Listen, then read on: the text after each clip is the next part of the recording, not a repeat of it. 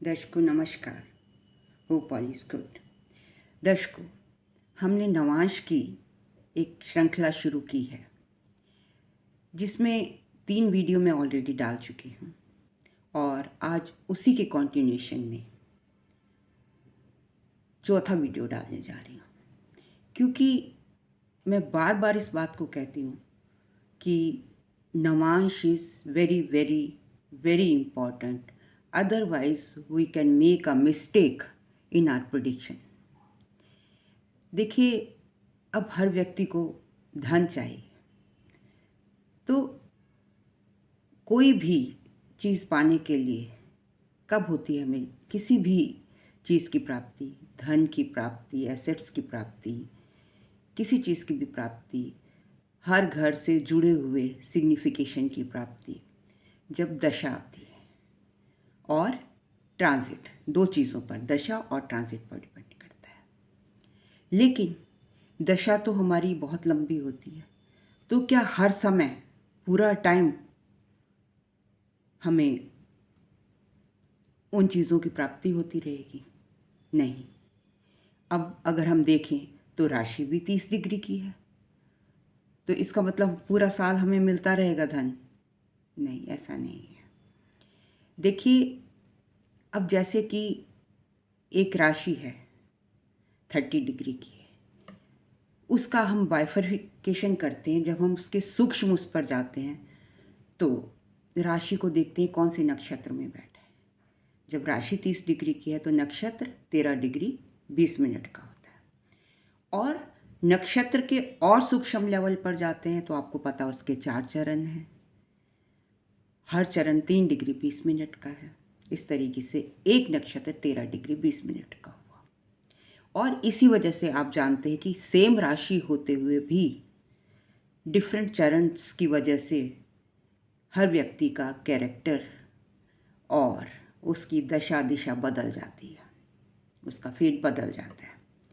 Same इसी तरीके से हम जो प्रॉमिस लेकर आते हैं, प्रारब्ध लेकर आते हैं D1 चार्ट में, उसको नवांश में देखना, नवांश में कंफर्म करना उस स्थिति को बहुत ज़रूरी है। तो एक सूत्र है, बृहत जातक क्लासिक के अकॉर्डिंग 10वें घर का स्वामी 10th लॉर्ड D9 चार्ट में जिस भी राशि में बैठता है उस राशि से जुड़े हुए कारक तत्वों को ले लेता है और कहीं ना कहीं वो अपनी प्रेजेंस आपके प्रोफेशन में शो करता है। मान लीजिए जैसे आपका 10th लॉर्ड 10वें घर का स्वामी है बृहस्पति, और D9 चार्ट में बृहस्पति कहाँ जाकर बैठ गए? मरकरी की राशि में, मर्क्यूरियल राशि में। अब आप पाएंगे कि जो आपका प्रोफेशन प्रोफाइल है उसमें documentation, liaison work, travel work, इस तरीके का काम ज़रूर देखेंगे। हालांकि 10th लॉर्ड जुपिटर था, लेकिन वो नवांश में कहाँ गया? उसकी स्थिति बृहत जातक क्लासिक कहते हैं कि वो चेंज हो जाती है। जो जिस राशि में जाकर बैठता है उसके लॉर्ड की कैरेक्टरिस्टिक्स आपको अपने प्रोफाइल में देखने को मिलेंगी। तो सेम उसी तरीके से जिस तरीके से नक्षत्र सूक्ष्म लेवल पर 3 डिग्री 20 मिनट शो करता है, उसी तरीके से 30 डिग्री एक साइन को हम जब 9 भागों में बांटते हैं तो वो सूक्ष्म लेवल पर 3 डिग्री 20 मिनट दिखाता है। तो अब अगर हमें धन की प्राप्ति, ये एक सूत्र है बृहत जातक परिजात में, वारामिरा जी ने एक सूत्र दिया। क्या सूत्र दिया? कि अब हमें धन की प्राप्ति नवांश से कैसे कंफर्म करें? आप सभी जानते हैं कि धन का घर कौन सा है? Second house. तो उन्होंने कहा कि जो सेकंड हाउस का लॉर्ड है, स्वामी है, वो आपके नवांश में जिस भी राशि में जाकर बैठेगा, आप उसको देख लीजिए और उससे त्रिकोण में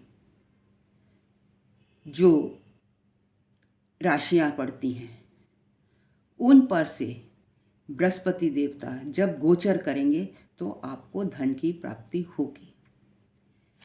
तो चलिए समझते हैं इसको एक एग्जाम्पल के साथ। मान लीजिए कि हमारा दूसरे घर का लॉर्ड मंगल है, दूसरे घर का स्वामी मंगल है और वो बैठा है मीन राशि में। अब सूत्र के अनुसार ये नवांश में किस राशि में गया है, सबसे पहले हमें ये पकड़ना है। तो जब हमने देखा कि हमारा सेकंड लॉर्ड मंगल जो कि D1 चार्ट में मीन राशि D1 चार्ट में मंगल था, वो मेष में था D1 चार्ट में और नवांश में वो चला गया है मीन राशि में। मतलब जो हमारा सेकंड लॉर्ड था वो मेष राशि में था, सेकंड हाउस का लॉर्ड D1 चार्ट में, लेकिन जब हमने उसको नवांश में देखा तो हमने उसको किस में पाया, मीन राशि में। मतलब मंगल हमारा मीन राशि में चला गया, मतलब सेकंड का लॉर्ड की स्थिति नवांश में चेंज हो गई। तो अब हमने क्या करना है, हमने मीन राशि को पकड़ लेना है जहाँ पर सेकंड लॉर्ड हमारा जाकर बैठ गया, जो कि नवांश D1 चार्ट में मंगल था। अब इसके त्रिकोण में पाइसेस है ये, जहाँ पर मंगल बैठा है मीन राशि, इसके त्रिकोण में कौन कौन सी राशियाँ पड़ती हैं। कैंसर, इसका जो 5वां घर है उसमें पड़ेगी कर्क राशि, और 9वें घर में मतलब त्रिकोण 9वां घर, वहाँ पर पड़ेगी स्कॉर्पियो राशि। तो मतलब मंगल के त्रिकोण में जो कि सेकंड लॉर्ड मीन राशि में बैठा था, नवांश की बात कर रही हूँ, तो उसकी त्रिकोण राशियाँ 4 और 8 पड़ी। तो सूत्र कहता है कि जब जब बृहस्पति देवता जुपिटर का गोचर इन 3 राशियों पे से होगा, मतलब जब वो मीन राशि पर से गोचर करेंगे तब, जब कैंसर राशि पर से गोचर करेंगे तब, और जब स्कॉर्पियो राशि से गोचर करेंगे तो तब धन की प्राप्ति होगी।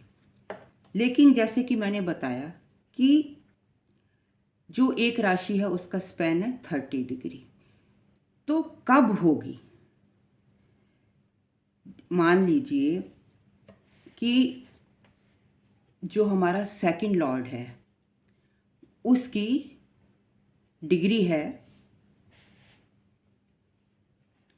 उसकी डिग्री है, हमने देखा उसकी डिग्री है 8 डिग्री। सेकंड लॉर्ड मंगल 8 डिग्री पर बैठा है लग्ना चार्ट में, राइट। तो जब बृहस्पति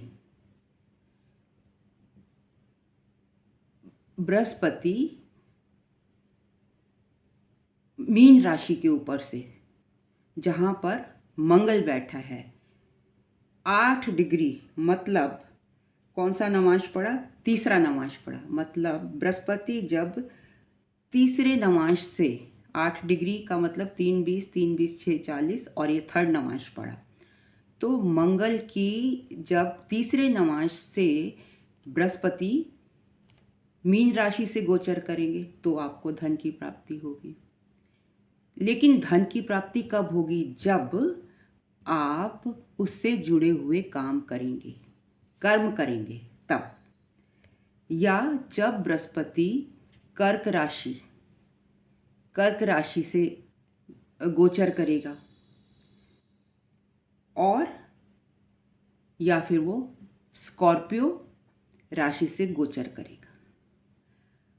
मतलब हमें क्या देखना है, जो भी सेकंड हाउस का लॉर्ड है वो नवांश में जहाँ पर जाकर बैठ गया, मान लीजिए वो शुक्र की राशि में बैठा, मंगल अगर शुक्र की राशि में जाकर बैठ गया, तो शुक्र की टॉरस राशि में मान लो बैठ गया, तो हम यहाँ पर जिस भी प्लैनेट की राशि में बैठेगा सेकंड लॉर्ड, वो मंगल भी हो सकता है, वो शुक्र भी हो सकता है, कोई भी हो सकता है, कोई भी प्लैनेट जो कि सेकंड लॉर्ड बना है वो नवांश में किस राशि में बैठा है आपने ये नोट करना और उस राशि के त्रिकोण नोट कर लेने। उसके बाद आप जिस राशि में वो बैठा है, जैसे शुक्र की राशि में बैठा, तो शुक्र की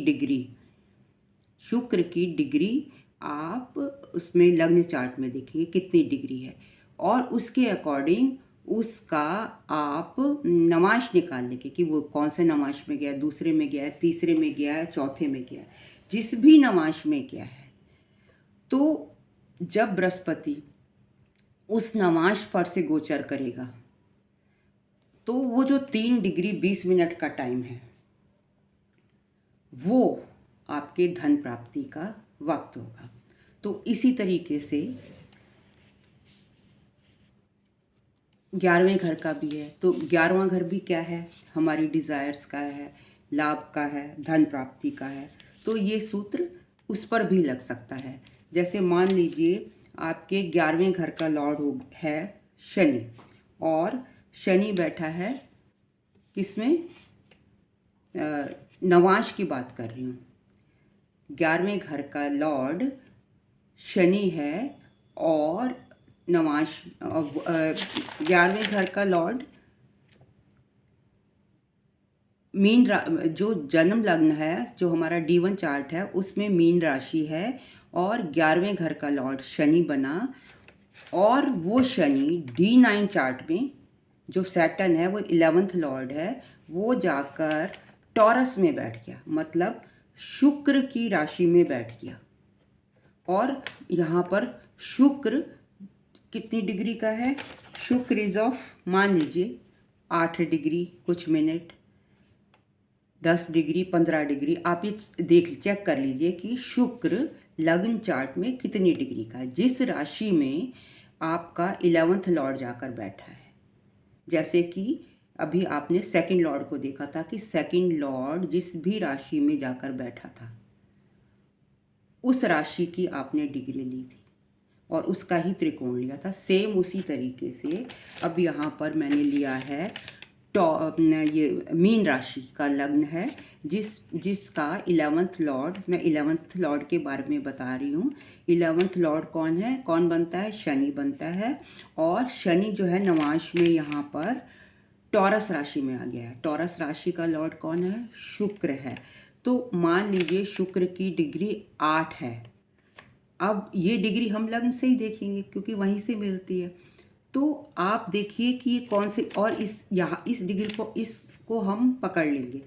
इसके जो त्रिकोण में कौन कौन सी राशियाँ पड़ती हैं, विर्गो पड़ेगी और मकर पड़ेगी।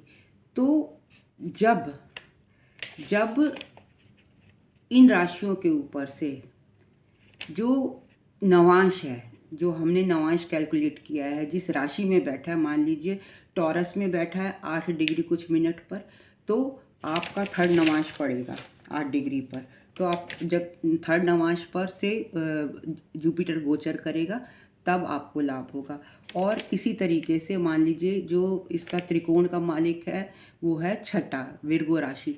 तो अगर विर्गो राशि भी इसी, आप देख लीजिए कौन से नवांश में पड़ती है, मरकरी जो इसका लॉर्ड है उसकी क्या डिग्री है, उस डिग्री पर से जिस नवांश में आती है उस नवांश से शुरू होके 3 डिग्री 20 मिनट पर जब का जो ड्यूरेशन है लाइफ, उसका जो स्पैन है, उस स्पैन के दौरान आपको 11th हाउस के अच्छे रिजल्ट मिलेंगे, आपको तब धन की प्राप्ति होगी। तो इस तरीके से जब आप नवांश को डिटेल में सूक्ष्म रूप से कंसल्ट करेंगे तो आपको एग्जैक्ट पोजीशन पता चल जाएगी कि हमें धन कब मिलेगा, हमें लाभ कब होगा। तो ये जिस तरीके से नक्षत्र में 3 डिग्री 20 मिनट एट पार, नवांश में भी 3 डिग्री 20 मिनट को हमने सूक्ष्मता से देखा और उससे हमने पाया कि हमें धन कब मिलेगा। इस केस में हमने 10th लॉर्ड को देखा, हमने 10th लॉर्ड की पोजीशन को देखा, नवांश में चेक किया, और जब वो 10th लॉर्ड नवांश में जिस राशि में गया उसके लॉर्ड की क्वालिटीज़ हमारे प्रोफेशन में आ गई। सेकंड लॉर्ड को देखा, जब सेकंड लॉर्ड जिस राशि में जाकर बैठा उसके त्रिकोण की जो राशियां हैं उन पर से जब ये नियम है, उन पर से जब बृहस्पति गोचर करेगा, डिग्री कौन सी वो मैंने बताई, वो स्पैन जो कि जिस राशि में बैठा है उसकी डिग्री, उस वहाँ से डिग्री कैलकुलेट करनी है, और जिस नवांश में वो बैठा है डिग्री वाइज उसके ऊपर से जब बृहस्पति गोचर करेगा तो वो 3 डिग्री 20 मिनट का जो स्पैन होगा उस वक़्त वो आपका अच्छा टाइम होगा, लाभ का टाइम होगा। उस टाइम आपको पैसा भी मिलेगा। आप 11वें घर को भी ऐसे देख सकते हैं, आप 10वें घर को देख सकते हैं कि कौन सी कैरेक्टरिस्टिक्स आपको इफ़ेक्ट करेंगी, आपको प्रोफाइल में आएंगी, और धन के लिए भी नवांश को आप देख सकते हैं। तो अभी तक आप समझ गए होंगे कि ना सिर्फ शादी के लिए नवांश हम देखते हैं, हम और भी कई कामों के लिए नवांश को यूज़ कर सकते हैं।